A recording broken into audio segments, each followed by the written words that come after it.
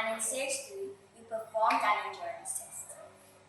Our statement on the problem is, what can be done in the absence of ready-made batteries to have another source of electricity? We live in a hurricane-prone area where power outages can occur anytime. Therefore, one should always consider having another source of electricity in the absence of ready-made batteries. This inspired our project, Powerful Trash. Samuel Albert will tell us about the first.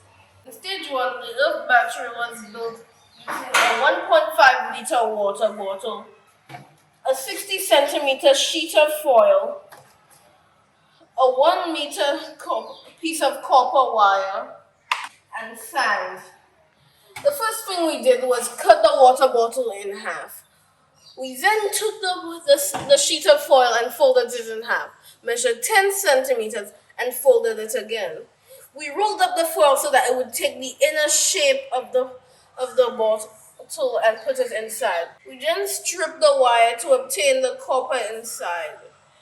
We wrapped the copper around a pipe to form a coil.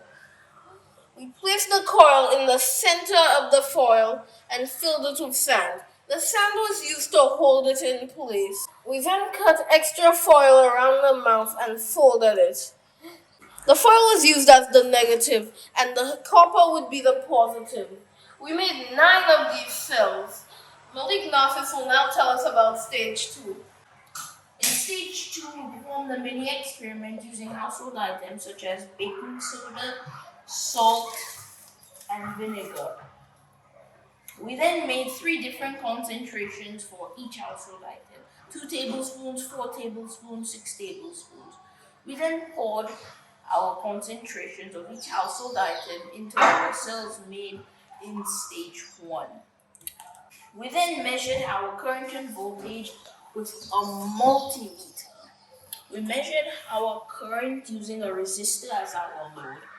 In the end, salt 4 tablespoons gave us the highest power output. In stage 3, 4 tablespoons of salt was used as our electrolyte. We then connected alligator clips into the batteries. We then connected the batteries to this bulb.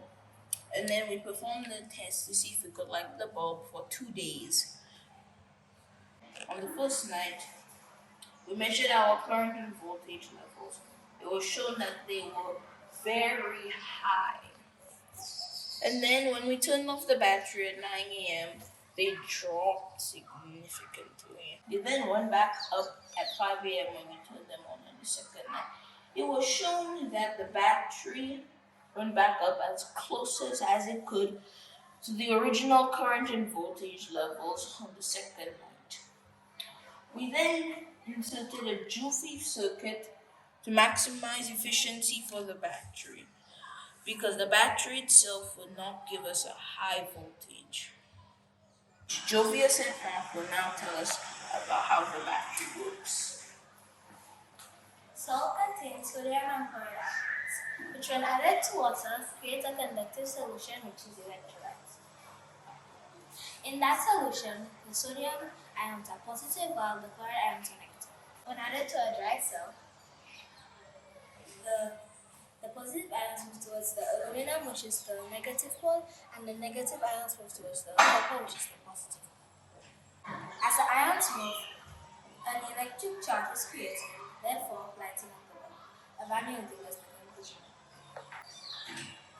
Due to the fact that electricity plays an important role in our daily lives, one should always consider having an earth battery as part of their disaster preparedness efforts, as they are good substitutes for ready-made batteries.